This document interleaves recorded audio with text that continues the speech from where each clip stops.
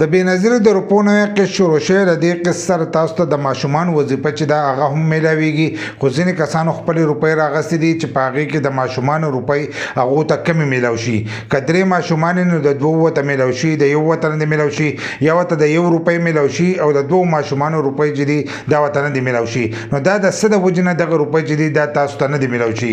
یو خو د حکومت غلطي، بل دا هغه زمونږ غلطي. ځینې زمونږ داسې غلطیان دي چې د هغې د وجې نه زمونږ ماشومانو ته دغه وظیفه نه میلاویږي. په دې کې ځینې نوي کسان دي هغو رجسټریشن کړی دی، نو هغوی موږ ته خو د ماشومانو وظیفه چې ده دا میلاو نه شوه. نو د ماشومانو د وظیفه چې ده دا داسې تاسو له د ځان هغو نه درکوي. د دې دپاره به تاسو خپل ماشومان به دې پروګرام کې چې دی دا به رجسټر کوئ. خو ځینې کسانو رجسټر کړي بیا هم د هغو ماشومانو ته دغه روپۍ نه میلاو شي. نو کوم چې نوي کسان دي هغه د اول نمبر لاړ شي چې هلته کې خپل ماشومان به دې پروګرام کې رجسټر کړي. که طریقه نه درځي نو د دې په باره کې زموږ په یوټیوب چینل کې ویډیو شته، هغه ویډیو تاسو کتلی شئ. په هغه طریقه باندې تاسو خپل ماشومان به دې پروګرام کې رجسټر کولی شئ. خو کوم چې زاړه کسان دي او هغو ماشومانو ته به دا روپۍ میلاوېدلې او دې ځل لا هغو ته دغه روپۍ نه دي میلاو شي.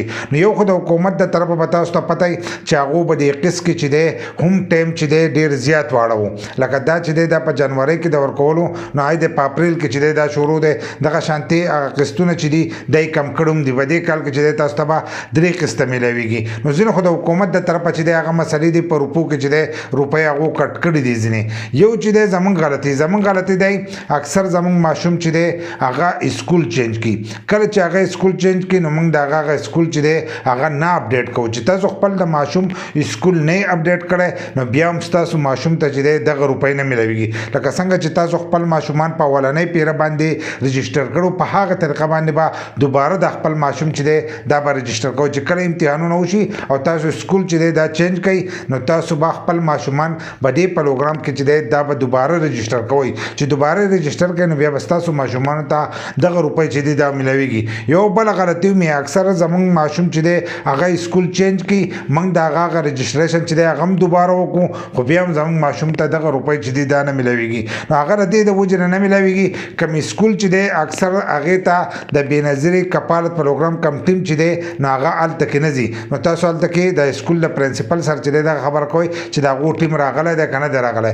بل هغو ته ووایئ چې هغه سره د هغه ځای نه رابطه وساتي چې د هغو ټیم راشي او ستاسو د ماشوم ویریفیکیشن وکړي. نو د هغې نه وروسته او بیا ستاسو د ماشوم وظیفه چې د هغه به تاسو ته میلاویږي. چې د هغه ویریفیکیشن نه شي، د ده معلومات چې دي هغه نه یې تللی هلته کوي، نو بیا ستاسو ماشوم ته چې دی دغه روپۍ نشي میلاوېدلی. ځکه چې هغه دلته کې راشي نو هغه د حاضري وګوري چې د ده 70% حاضري شته که نه شته.